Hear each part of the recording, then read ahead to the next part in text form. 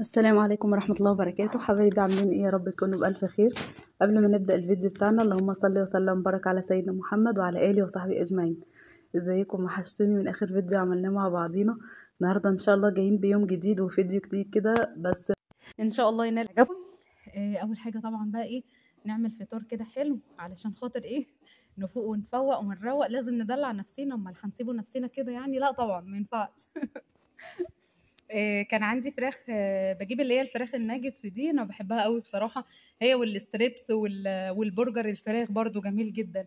وفي كمان البرجر اللي بالجبنه تحفه يا بنات، اللي هو اللحمه. انا بحبهم قوي بصراحه. فكان عندي اخر 3 كده، فقلت بقى ايه، ان نظبط نفسنا وندلع نفسينا طالما بقى العيال مش موجودين، نتوكل احنا على الله بقى ون ايه، ونعمل لنا فطار كده وندلع نفسينا. وقعدت كده في البلكونه حبه، فاهمين ازاي، وقعدت اكل كده واشرب القهوه. وايه الدماغ العاليه دي يا بنات؟ والله العظيم الواحد كان مبسوط قوي، قاعده كده يعني مش في الدماغ حاجه بقى. هنا بصوا، حطيت بقى، انا بحب قوي يعني، انا بحب السبايسي عامه. تمام. فكان عندي هريسه شطه، فروحت حاطه بقى ايه، هريسه الشطه كده عليها. تمام والله ايه ده، سندوتشات مطاعم اقسم بالله. لو رحنا جبناه من بره هندفع فيه الشيء الفلاني ده. على الحبتين اللي احنا عاملينهم دول.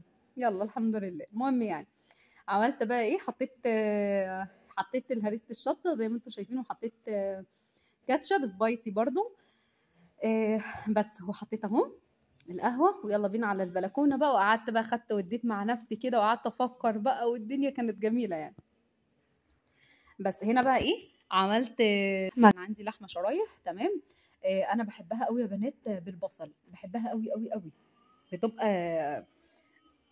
بتبقى طعمها جميل، زي بالظبط زي بتاعة المطاعم والله العظيم. فانا بحبها قوي يعني، من عشاقها بصراحة. بس عملت بقى هنا ايه، قطعتها كده، بقطعها زي المكعبات. مش عارفة، يا رب يكون القرآن اللي جوه شغال ده ما يكونش طالع في الفيديو. ممكن نفصل ثواني ونروح نوطي ونرجع تاني. بس فصلته لانه عالي، وممكن يجي لي حقوق طبع ونشر يعني وكده. المهم هنا قطعت بقى زي ما قلت لكم كده، قطعت اللحمه، وباخد كده ايه، البصل ده طبعا انا مفرزاه. تمام. باخد بصلايه كبيره كده، يعني زي بصلايه كبيره كده، او بصلتين متوسطين. فاهمين؟ بس وايه، وبعمل بقى ايه، وبحطهم كده، اشوحهم كده في حبه زيت. تمام. بدبلهم بس كده، يعني ياخدوا ايه يعني، مش اللون كمان يعني مش اللون اللي هو ايه، الذهبي، لا كمان يعني، هي بتتدبل بس كده، مش اكتر من كده. سهلة وبسيطة وسريعة، وطعمها في حتة تانية والله العظيم، جميلة جدا جدا يعني. بس هنا حطيت اللحمة كده برضو، بتاخد ايه زي صدمة كده. تمام. ومع البصلة بقى، وبعد كده بعمل ايه، بحط عليها المية. واحط بقى عليها البهارات. شوف بقى انت عندك البهارات ايه. طبعا الملح ده انا بحطه في اخر حاجه، لان ايه، الملح بيوقف السوا بتاع اللحمه، فاهمين ازاي؟ طبعا انتوا عارفين الكلام ده، بس انا حبيت برضو ايه اقول لكم. حطيت هنا فلفل اسود، وتوم باودر، بصل باودر، 7 بهارات. 7 بهارات سوري، جميله جدا جدا يا بنات والله العظيم، على طول بجيبها وبتبقى ريحتها تحفه. ورق لورا وحبهان، وهنا اللهم صل على النبي، الليمون المجفف. وعود واحد بس، اللي هو عود القرفة. تمام. يعني ما تكتريش منه، لان هو فواح قوي زياده عن اللزوم يعني.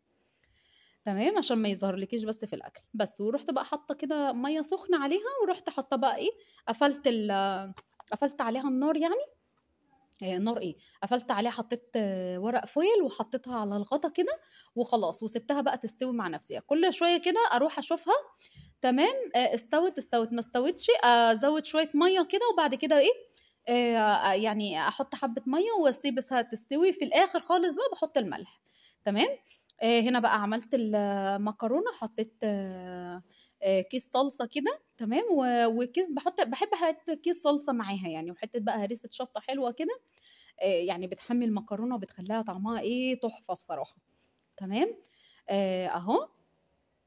هنا كانت الهريسة الشطة بتاعتي خلصت. انا بحط برطمان كده يا بنات في التلاجة. تمام. وبحط عليها زيت. بصوا، لو انتم مش عايزين ممكن تطلعوا من الديب فريزر على طول، وتحطوا وتحطه يعني في بتاع ده على الاكل على طول، فاهمين ازاي؟ بس انا ايه يعني ساعات بحب ان انا ايه احط برطمان كده يكون فاكك، واحط اهم حاجه عليه حبه زيت، لان الزيت ده يا بنات بي ايه آه يعني ايه بيخليها ما تبصش يعني، فاهمين؟ زي ماده حافظه كده من فوق، ما تخليهاش تعمل ريم ابيض كده، عارفينه؟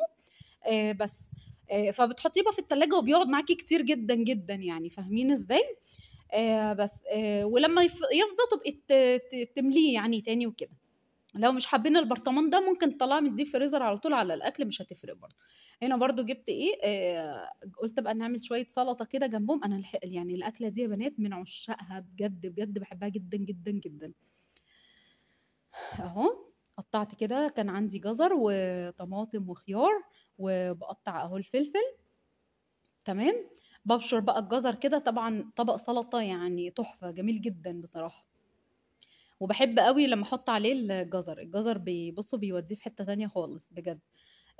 غير يعني ما بحبهاش قوي بالبصل يعني، يعني تقيلة قوي شوية بالبصل. يعني انا عندي احمد بيحبها قوي، يعني اعمل واحط عليها بصل يعني وكده، بس بتبقى تقيلة بصراحة. هي حلوة ما فيش مشكلة، بس تقيلة شوية يعني كده خفيفة حلوة كويسة. اهو يلا تعالوا اتغدوا معانا بقى، ايه رأيكم؟ أكلة حلوة هي صح؟ والله العظيم، واللحمة دي طعمها تحفة تحفة وجميلة جدا جدا جدا فوق ما تتخيلوا، ومستوية كده وزي الفل. حضرت هنا كده، بحبها قوي أنا مع المكرونة بصراحة، ما بحبهاش يعني إيه مع رز أو حاجة، لأ. أنا بحب أعملها مع مكرونة. هنا بقى رحت عملت بقى بصراحة ده كان تاني يوم، مش في نفس اليوم يعني. ده هو يعتبر كان غدانا يعني، فاهمين ازاي؟ بس انا برضو سبته للعشاء، فاهمين ازاي؟ لان انا بعمل ايه يا بنات، بعمل البيتزا والباقي يعني ايه بسيبه يعني بسيبه في الفريزر. منين بقى هما ما يعوزوا، فاهمين ازاي؟ بسخنها واكلها لهم يعني وكده، زي ما هي كده يا بنات يعني، مش مثلا يعني مش بسيبها عجينه، لا انا بعملها كلها كلها واسيبها احطها في الفريزر، فاهمين ازاي؟ هنا انا حطيت كيس دقيق عليه كام معلقه لبن بودره. لو عندك زبادي بيبقى احسن، بتبقى علبتين. تمام. ومعلقتين سكر اهو، وباكو خميره. تمام.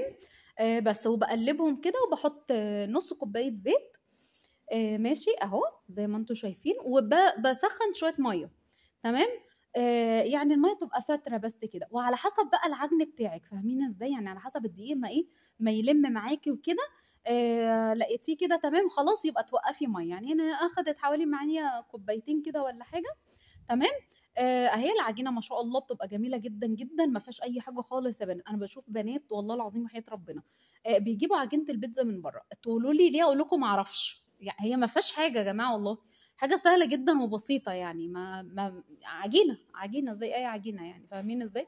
ما فيهاش اي حاجه، هتحطي بس الدقيق والسكر زي المكونات دي اللي انت شفتيها دي، وخلاص وشكرا على كده. يعني بنتكلف نفسينا ونروح نجيبوا عجينتين ثلاثة عشان نعمله بيها صينيتين ولا حاجة يعني؟ طب وليه؟ طب ما احنا عندنا دي وعندنا حاجتنا كلها، ممكن نعملوها وما فيش أي مشكلة يعني، فاهمين؟ ممكن بقى تعمليها بالبسطرمة، الحشو بقى اللي انت عايزاه. تمام. هنا بقى كنت بعمل الصلصة. تمام. بجيب كده كيسين صلصة، تمام، وبحط عليهم حبة مية، وبحط عليهم زعتر وحبة ملح وفلفل اسود. تمام. وبرفعهم على النار، يعني تاخد غلوتين كده. ماشي. لو ما عندكيش صلصة عادي ممكن بالطماطم يعني، فاهمين؟ تضربي طماطمتين كده ولا حاجة. الصلصة دي احلى حاجة بتحلي البيتزا، والله العظيم. يعني اساس البيتزا اصلا الصلصة والله العظيم بجد انا بحبها قوي، وكمان بكتر فيها يعني، فاهمين؟ بس بقلبها بقى كده واحطها على النار، بصوا اهي زي الفل، وطعمها بتبقى جميلة جدا جدا وبتحلي طعم البيتزا قوي يعني. هنا حطيت حبة زيت كده، تمام، على الصينية يعني. والباقي بعمله بقى ايه اللي هي، بصوا انا بجيب اللي هو الصاج بتاع اللهم صل على النبي اهو بتاع الفرن. ماشي. وبحط العجينة بتاعتي كلها. ماشي. واعملها مره واحده. بس عيالي بيحبوا اللي هي المدوره يعني، اللي هي الصينيه اللي انا لسه عاملاها دلوقتي.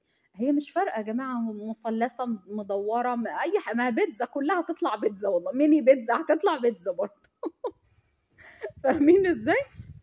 فايه يعني عادي، انا بقى بحب يعني ايه، ما اكدبش عليكم بحب استسهل، فاهمين ازاي؟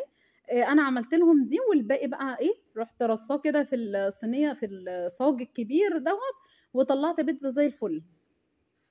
بس هنا كنت بعمل لهم البيتزا بتاعتهم علشان يعني ايه ياكلوها. المفرش ده يعني انا باخد المقاس بتاع اهو، باخد المقاس بتاع الصينيه، ماشي، وافرد العجينه عليها. وده احلى حاجه في المفرش بصراحه. ان انت بتاخدي العجينه، بتاخدي مقاس الصينيه بتاعتك، على اساس ان انت تقعدي تفردي كده لحد ما تبقى قد الصينيه، وشكرا سلام عليكم اهو، زي ما انتوا شايفين كده، واتحطت وبس كده، بتظبطيها بقى وتظبطي الدنيا وخلاص وشكرا اهو.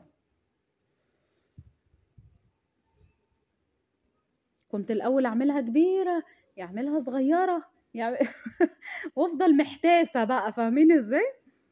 فعلى ايه يعني، على ايه الغلب ده كله؟ انت تحطي الصينيه كده وتاخدي مقاسها وتفضلي تفردي على اساسها اهو كده. حطيت الصلصه، انا كنت عاملاها بقى هنا بالبسطرمه، وعيالي كمان بيحبوها قوي بالصدق. بالصدق كمان جميله جدا جدا. بس بصراحه ماليش بقى في اللي هي بالتونه وبالمش عارف ايه الحاجات اللي هي دي، انا ولا بالجمبري ولا الكلام دوت يعني. حتى لما باجي اطلبها يعني من بره ولا حاجه، بنبقوا مثلا معزومين بره او حاجه، ما اجيبهاش قبيه، يا بس بسطرمه يا بالصدوق، ده اخري فيها. فاهمين ازاي؟ اما الحشوات التانية كلها بصراحه ماليش فيها خالص خالص خالص. فقلت على ايه يعني. بصوا جبنه شلامش دي جميله جدا جدا يا جماعه، جيبوها بصوا بتمط كده وبتبقى يعني طعمها تحفه اهو.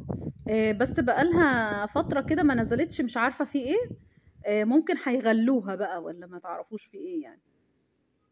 بس بصوا اخدت بقى اهو، طبعا الصاج اكبر من المفرش ده بكتير يعني، بس انا فضلت برضو افرد كده على قد ما اقدر، وبعد كده رحت حاطه في الصاج، وبرضو فضلت ايه افرد كده في الصاج يعني، فاهمين؟ بس انا هنا حبيت ان انا ايه افردها على قد ما اقدر يعني، على اساس ايه، انها تسهل عليا، فاهميني؟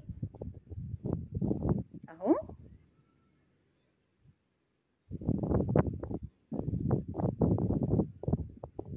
وكمان اسمها ايه اللي انا بفرد بيها دي، الصغيره دي بتنجز اكتر بكتير، النشابه. احسن كمان من الايه يا بنات، من اللي هي الخشب.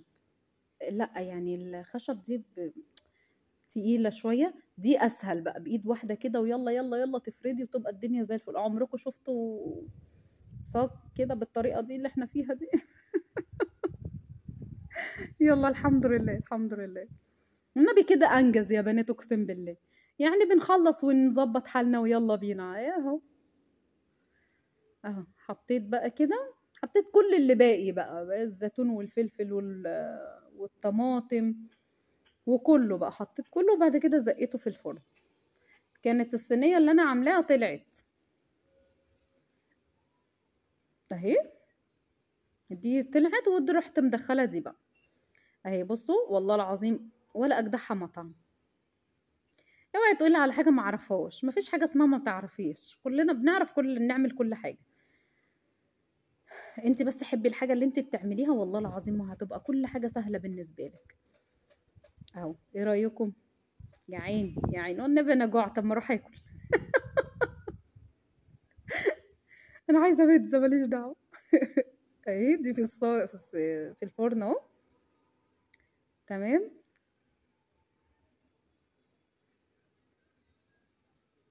بس وهطلعها بقى اهي، بصوا زي الفل. بقطعها بقى ايه، بقطعها كده مربعات. بس بناكله اللي ناكلوه، والباقي بقى بفرزه كده في اكياس، اللهم صل على النبي، في اكياس تلاجة، واحطه في الفريزر. منين بقى ما انا منين ما الاقيهم جعانين او حاجه، اقوم مطلعه لهم بقى ايه، مطلعه لهم بقى على قدهم كده، كل واحد بقى قطعه قطعتين ثلاثه، فاهمين ازاي كده؟ ومعاها الكاتشب بقى، وتبقى زي الفل، عشاء جميل جدا جدا جدا يعني اهو. ايه رايكم؟ ولا ميني بيتزا بقى، ولا نفضل نقطع ونعمل ونتهرى بقى لحد ما بيطلع عنا. جيت بقى بالليل كده رحت عملت لهم بقى حبة فشار. تمام. اهو. بس كان ما عنديش انا اللي هي الكوبايات بتاعة الفشار بصراحة يعني، فبجيب اللي هي الكرمانات اللي هي زي الصغيرة دي كده، وبحط عليها برضو ايه، ونقعد كده وناكله اهو، بناكله فشار وخلاص. مش لازم الكوبايات يا جماعة، المرة الجاية واجيب كوبايات ان شاء الله. اهو. تمام.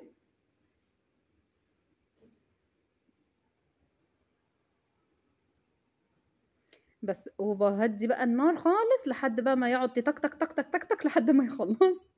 كده بقى يكون الفيديو بتاعي خلص. يا رب يكون الفيديو بتاعي عجبكم، ما تنسوش اللايك والاشتراك وتفعيل الجرس عشان يوصلكم مني كل جديد، وبالله عليكم اشتراكات كتير عشان قناتي تكبر. السلام عليكم.